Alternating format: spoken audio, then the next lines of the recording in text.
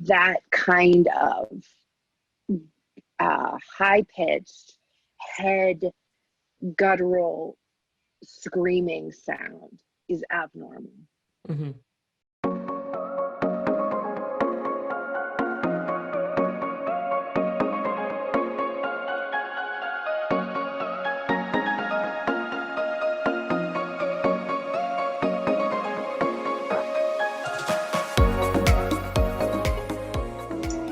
Moved to Alaska to raise their kids in a safe, natural environment. And with a third baby on the way, they're taking the term natural literally. I'm excited to have my baby outside in Alaska. Peter is rushing to pick up his mother-in-law, Bonnie, before Audrey goes into labor. The weather's been getting worse all morning. Hopefully this little canoe can take it. Yeah, we got so much weight. Come out a little side and pop us. We made it! Oh my goodness! I'm so glad you're here. It was such a long wait, Audrey. I know. It's good we're here. We might have gotten here just in time. Are you? Yes, I'm having contractions like crazy right now. I'm just listening so that I can hear if she's going to progress to the point where maybe I need to help. I just hear her screaming and I'm starting to get worried. Oh, poor mama. I don't know why we're birthing outside. That one I can't answer. I'm supportive, but I don't understand because they seem to have a house. But my bigger concern, my bigger comment here is like, I don't know the story of her first two births, but I can just say that over the years of supporting births, that kind of high-pitched head guttural screaming sound is abnormal for a third baby. It's even abnormal for a second baby. And it always tells me malposition. There's a baby pushing on nerves that it shouldn't be pushing on. There's something not happening smoothly. And my heart just breaks for her because it doesn't seem like they have a midwife. When Audrey realized that Piper was posterior, she knew exactly what she had to do. She knew she had to push really hard. Oh, there she is. There's the head. Oh, she's beautiful. Oh, born coming, looking up. Look at her with a little smushed head. You're right. I agree with you about the high-pitched screaming, but I saw some labor land there too. Like I saw this like woman that was ethereal. Yeah. She was working. She was gone in it. But she was also having to use her brain because she didn't have a midwife supporting her, Yeah, exactly. I remember that. I was my own midwife. And I remember going between being like lost in labor land and then being like, oh yeah, how long's it been? Did I drink water? Right. Have I done all the things? So yeah. It's funny, I was just thinking that before we watched this video, I was somehow going into this space of like, thank goodness I'm never gonna have a baby again. Because because it's like different. God. No. No. It's just when you get to this stage, it's okay. You're in a different stage. Yeah. Well, when you've like before, when I had babies, I had only ever seen babies as a young girl. I had like seen tons of births when I was like a kid going to births. Yeah. And I don't remember really those. I just remember like, oh, babies are born. And so I had babies just thinking like, this is a normal thing. Babies are born, and had babies, at home. And then now that I've attended like hundreds of births, I've seen like the variations of the normal. I'm not sure I could ever birth the same again, knowing what I know.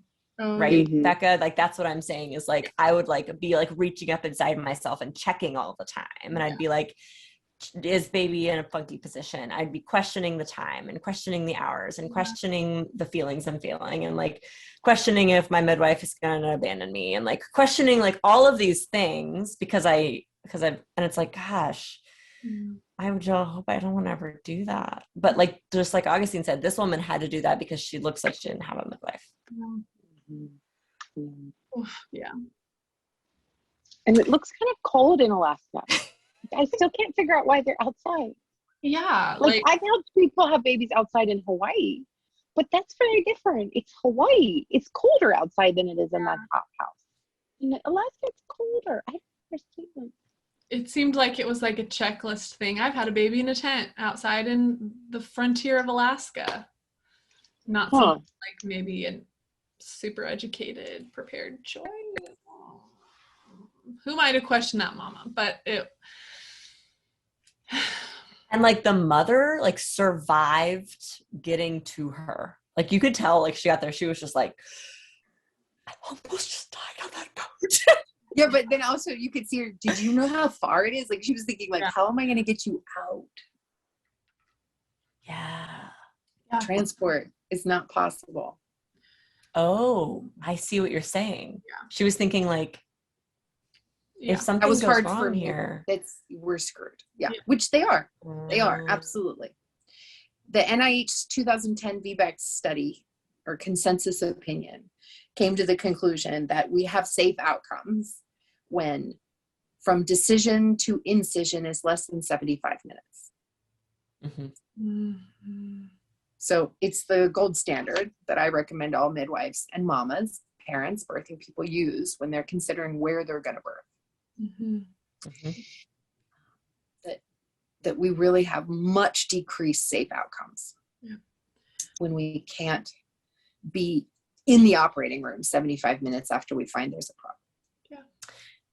Yeah, that's why some people birth and, I mean, birth center versus home birth, right? It's like we bring all the same stuff that's at the birth center to your home, right? But if insurance covers birth centers and at home births, which is sometimes the fact, if the birth center is within a closer range to a hospital than your home, or if your home is an unsafe environment for birthing a baby, right? Like those are really kind of the only three reasons why someone would or you really live do with that. people you don't want to birth with.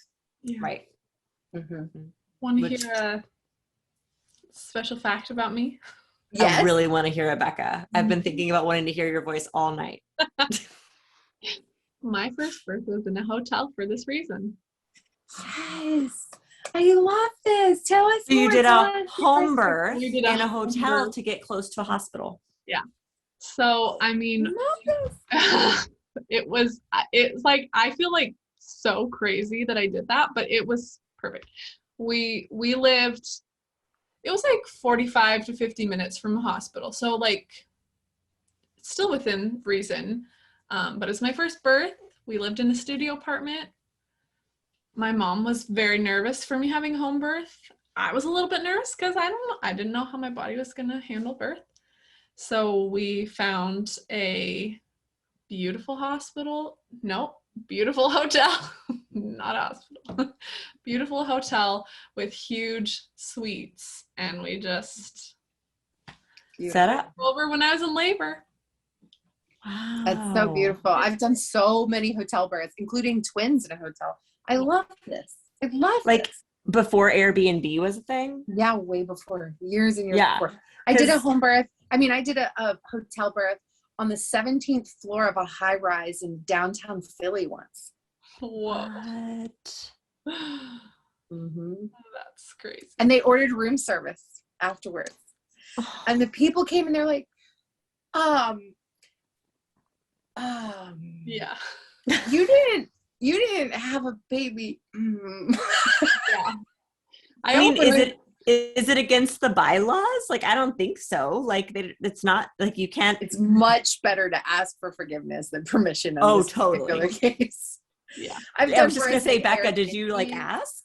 Definitely not. That's so amazing. We just asked if there were any events going on at that time. And there wasn't. That's smart. That's a very smart choice. We just drove in and my husband went and checked in while I sat in the car because I was like very active at that point. So and then you like got in the elevator. Out of this car. I've been in here for 45 minutes. Wow. But yeah, I love that. wish I could have seen like the cleaners who came in after. I mean, my team did a great job of like cleaning up, but there's still blood on the sheets. There's no way around that. There was probably blood, you know, and there might have been some stuff in the trash can. Who knows? I love it. I did twins at a hotel, Holiday Inn once. And they were having a bachelorette party 3 doors down. It was the perfect cover for labor. Yes. Oh yeah. Screaming. Loud music, screaming ladies. It sounded like they were playing porn, and nobody said anything. Totally. Nothing to say. Nothing. There's to a see game. here. I think we've talked about this before, but there's a game. Bachelorette party game. No, it's a. It's a birth shower game. It's a birth shower game. Yeah. Birth or porn. And it's like a picture of a woman's face, and you have to guess whether it's birth or porn. No. And you turn it over, and it says birth. And it's no. Or it says porn. Yeah. No. Yeah. Yeah. And that is what these videos are missing. Yeah. That is what these videos are missing. Is that endorphin. Mm-hmm. That is what, like, the porn of birth. Oh my gosh, I was about to say they're missing the porn. It is. That's amazing. Yeah. You guys are awesome. That was so fun. Thank you so much for doing tonight with me.